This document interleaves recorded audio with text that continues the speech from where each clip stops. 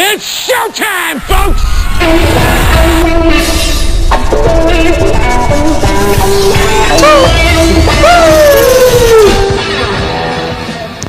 Welcome back. I'm back once again. I'm talking wrestling, and surprise, I'm doing a full review of Smackdown Live. Normally, I don't do too many reviews. I just give my opinions on storylines here and there, but I'm here today. I'm doing a review. I hope y'all like the new intro. Yes, that is me saying too sweet on the intro. But let's get right on into this. Let's not waste any time. First, I'd like to say that I had a video a couple of days ago that said subscribe and I'll shout you out.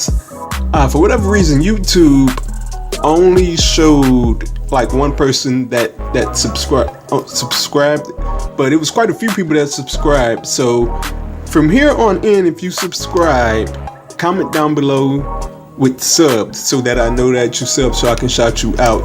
But the one person that YouTube did show is JJ Styles, the Untouchable One Live.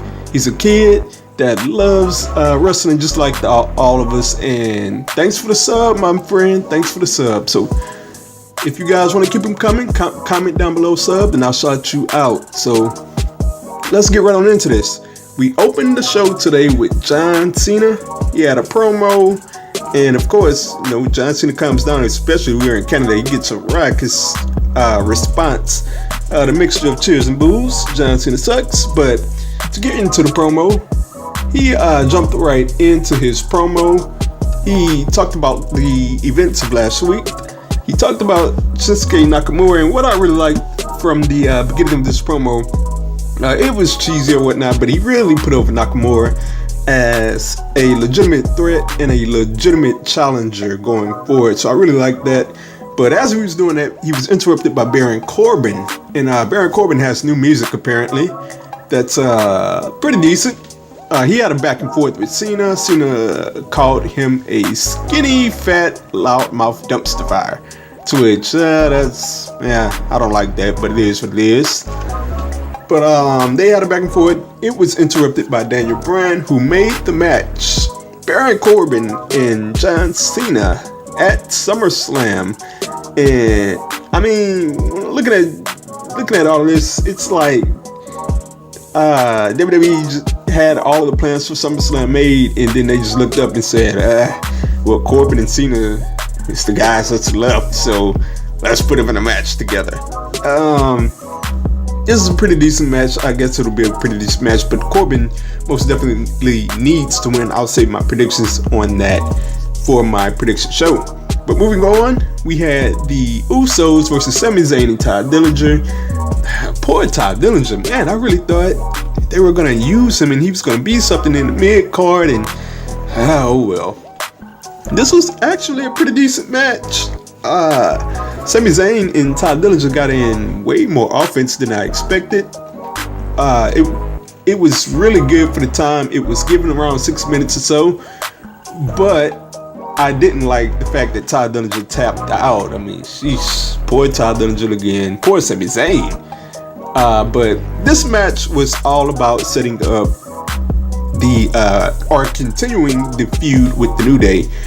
So after the match, the Usos grabbed the mic. They brag about getting the tag team titles back, but they were interrupted by Big E with his introduction. And what I really liked from this is Kofi Kingston and Xavier Woods attacked the Usos from behind, giving them some payback, and they really beat them down before the Usos escaped.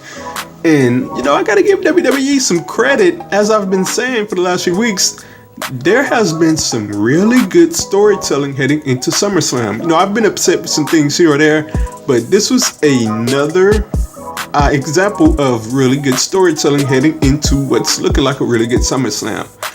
But moving on,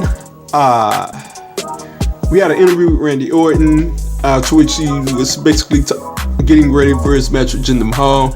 It's a grudge match, my goodness, but I'll get into that later. But after that, we had the Fashion Peaks with Tyler Breeze and Fandango.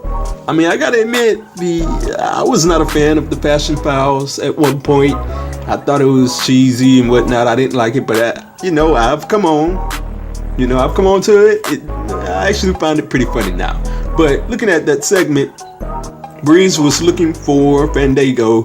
He appeared out of nowhere and says he was taken by aliens. Okay, but he joked from there on in about saying the future, but they were interrupted by AA Arn Anderson. Now, I gotta admit, this came way out of left field, but it was funny. And it ended with Arn Anderson stealing some donuts. So, I mean, look, that's a 10 out of 10. You get Arn Anderson clowning around segment, I love it. But moving on, after that we had Charlotte versus Lana, and at this point, I don't know what they're doing with Lana. I mean, I guess the whole plan was to have her play like a wrestler, or to have her look less than mediocre. And I mean, I thought the plan was to actually make her look like something, but apparently not, as this was a glorified squash, to be honest. Charlotte picked up the win, and we're moving on from there.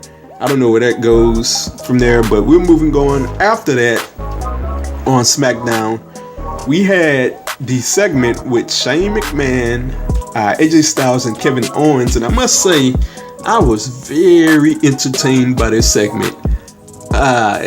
Kevin Owens apologized, I put that in air quotes, to Shane McMahon about the way he acted last week, but he went on, and this was another great bit of storytelling.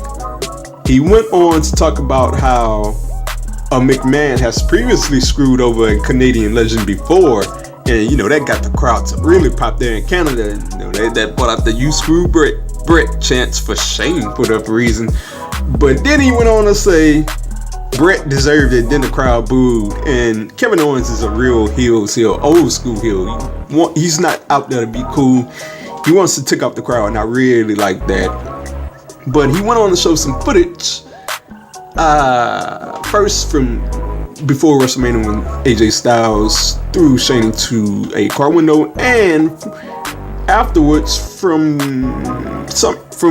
I think it was SummerSlam. It was like 20 years ago when Shane screwed over Steve Austin, and it was a great bit of storytelling to try to stir the pot between Shane and AJ Styles. I really liked it. AJ Styles responded by saying he didn't trust Shane, he didn't trust the McMahon, and I really liked the segment. They played off of each other really well, and AJ bought it, Kevin Owens bought it, Shane bought it, and towards the end of the segment, we had some pushing and shoving, which ended up in AJ Styles giving the Pele accidentally to Shane McMahon. And they've set the stage already for SummerSlam. AJ has Pele Shane McMahon. Shane has it in his mind that AJ did it on purpose, and I really like where they're going with this. I have no complaints whatsoever with this segment. It was perfect. So moving on from there, we had a non-title match with the women's champion Naomi versus Carmella. And look, I mean, I really wish they could have gone somewhere else with this, because Carmella is Miss Money in the Bank, Naomi is the champ. Nobody can really afford to take a loss here, but they had an average match at best. It ended with James Ellsworth making his return. The crowd was chanting. I was wondering why they were chanting Ellsworth during the match. I guess they saw him or whatever. But he came out. He pushed Naomi down. Carmella got the win. And look, I'm not too thrilled with a champion taking a loss 2 weeks before SummerSlam. But at the least, it was an interference win, so I can live with it at the least. So after that, we had Shinsuke Nakamura, and he had a sit-down interview with Renee Young. And look, it was all well and good. Shinsuke talked about how he always wanted to come to WWE to beat the best, but like, this is not Shinsuke's strong point to sit down interview. I mean, they really should have been pushing forward Jinder Mahal and Shinsuke Nakamura. They should have really been getting this feud kicked into high gear this week. I mean, it's only 2 weeks left. So they really should have been, they should have had an segment with those two guys in particular. But Shinsuke Nakamura would be watching the match between Randy Orton and Jinder Mahal from the backstage area. That's all that they could come up with. Jeez. But moving on, after that, we had the grudge match between Jinder Mahal and Randy Orton. I mean, what are we doing here? Like, is this the best that they could come up with 2 weeks before SummerSlam? Like, what? This match makes no sense. And the first thing I said on Twitter was Rusev running ... because obviously this makes no sense if Rusev doesn't decide the finish in this match. But a lot of things went crazy here. In typical fashion, Jinder Mahal and Randy Orton have their best match of the feud when the match doesn't matter. The feud is over. The feud doesn't matter anymore. The match doesn't matter. But they have a fantastic match. Go figure. After all those bad matches, they have a good one here. And the finish, I was outdone with this finish. Randy Orton hits the RKO, pins Jinder Mahal 1, 2, 3 clean in the middle of the ring. This is the world champion. We're talking about Jinder Mahal, and he's losing to Randy Orton. Randy Orton is not gonna be in a match against him at SummerSlam. What sense does this make? I mean, where I'm from, as an old school wrestling fan, when you pin the champion in a non-title match, that means you're at the front of the line for a championship shot. But Randy Orton is clearly not going to be in a SummerSlam match. So I do not understand the booking here. I know I'm coming off a bit complainy here, but it makes no sense for Jinder Mahal to take that fall clean. So in the midst of my confusion, I'm watching this and I'm like, are you kidding me? SmackDown was really having a good show until then. And then Randy Orton is on the rampway, and like with 5 seconds left in the show, Rusev comes down, gets the club to the back of Randy Orton, and I mean, I guess they needed to address that feud somehow this week, but with 5 seconds left on the show, I mean, what is going on? They could have easily fixed this. Shinsuke Nakamura and Jinder Mahal could have had a segment to close the show. You could have ended that in a Nakamura kick or whatever, Shinkasa, whatever.